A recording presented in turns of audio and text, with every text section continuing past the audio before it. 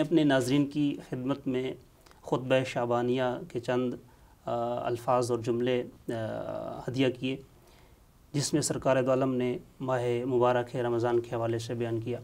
تو میرا سوال یہ ہے کہ کیا یہ سارے فضائل جو میں نے ابھی عرض کیے ہیں یہ واجب روزے کے ساتھ خاص ہیں؟ اور اگر ایسا ہے تو واجب کے مقابلے میں، جیسے فقہ میں حرام روزہ ہے، واجب کے مقابلے میں حرام ہے، تو کیا کوئی حرام روزے بھی شریعت میں ہیں؟ اس حوالے سے رہنمائی فرمائیے۔ بہت شکریہ جی۔ اعوذ باللہ من الشیطان الرجیم، بسم اللہ الرحمن الرحیم، الحمدللہ رب العالمین، والصلاة والسلام علی محمد وآلہ اجمعین، واللعنۃ الدائمۃ علی اعداء محمد وآل محمد، اما بعد، وفقنا اللہ وإیاکم للعلم والعمل الصالحین انشاءاللہ تعالی۔ ماہ رمضان ہمارے قریب ہے اور خداوند کریم سے دعا ہے کہ محمد و آل محمد کے صدقے میں ہمیں ماہ رمضان کو صحیح طریقے سے گزارنے کی اور اس سے استفادہ کرنے کی توفیق عطا فرمائے۔ آمین۔ اور اپنی رحمت کے صدقے میں یہ جو مرض موجود ہے کرونا وائرس، اس سے ہم سب کو چھٹکارا عطا فرمائے۔ آمین۔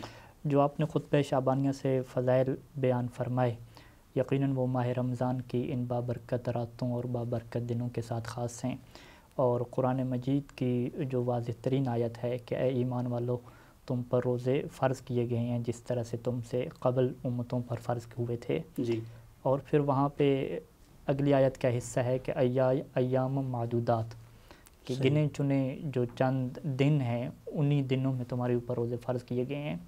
تو وہ دن کون سے ہیں؟ وہ ماہ رمضان کے دن ہیں۔ صحیح۔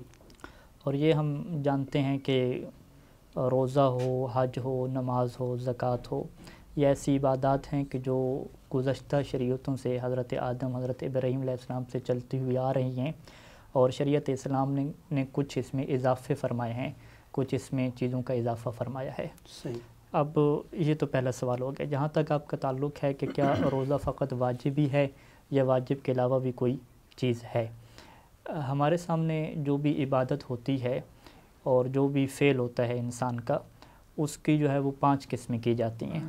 ٹھیک ہے۔ اگر اس کا کرنا واجب ہے، ضروری ہے، اور آپ کے پاس چھوڑنے کا کوئی آپشن نہیں ہے تو اسے ہم واجب کہتے ہیں۔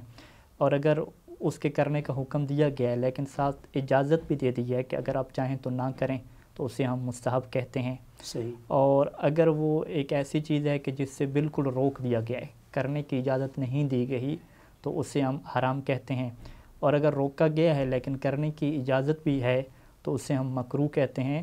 اور 5ویں نمبر پہ ہمارے سامنے مباح اور اباحہ کی اصطلاح آتی ہے، جی۔ جسے ہم اردو میں جائز ہونا، ایک ایسا کام کہ جس کے نہ کرنے کا حکم دیا گیا، نہ اس کے کرنے سے روکا گیا۔ کرنا اور نہ کرنا برابر، نہ کرنا اور نہ کرنا برابر ہے۔ جی۔ تو اسی طریقے سے جب روزے کے بارے میں بحث آتی ہے تو فقہا جو ہے وہ روایات ائمہ معصومین علیہ السلام میں جب تلاش کرتے ہیں اور اہل ذکر کی طرف رجوع کرتے ہیں تو ان کے سامنے روزے کی 4 قسمیں سامنے آتی ہیں۔ یا روزہ واجب ہوگا، یا حرام ہوگا، یا مکروہ ہوگا، یا مستحب ہوگا۔ جی۔ مباح کی کوئی قسم ان کے سامنے نہیں آتی، کیونکہ یہ بنتی بھی نہیں ہے، کیونکہ جو عبادت ہوتی ہے وہ مباح میں نہیں آتی کہ آپ کریں اور نہ کریں اس کا برابر ہو۔ صحیح۔ تو اگر عبادت سے روک دیا گیا تو وہ حرام ہو جائے گی۔ تو لہٰذا جو ہے وہ ہمارے سامنے 4 قسمیں آ گئیں، جی۔ کہ اگر شریعت نے اسے واجب کیا ہے تو ہم اسے روزہ واجب کہیں گے، جیسا ماہ رمضان کے روزے ہیں۔ ماہ رمضان کے علاوہ بھی اور بہت ساری واجب قسمیں ہیں، ہم انشاءاللہ وہ بھی بیان کریں گے۔ اسی طریقے سے مکروہ روزے ہیں، وہ بھی بہت ساری قسمیں ہیں، انشاءاللہ ہم بیان کریں گے۔ اور مستحب روزے کی کون سی قسمیں وہ بھی بیان کریں گے۔ اور چوتھی قسم ہے کہ حرام روزے، یعنی ایک ایسا روزہ ہے کہ جو انسان کے اوپر رکھنا حرام ہوگا، اگر انسان وہ رکھے گا تو بجائے اس کے کہ اسے ثواب ملے بلکہ وہ گناہگار ہو جائے گا۔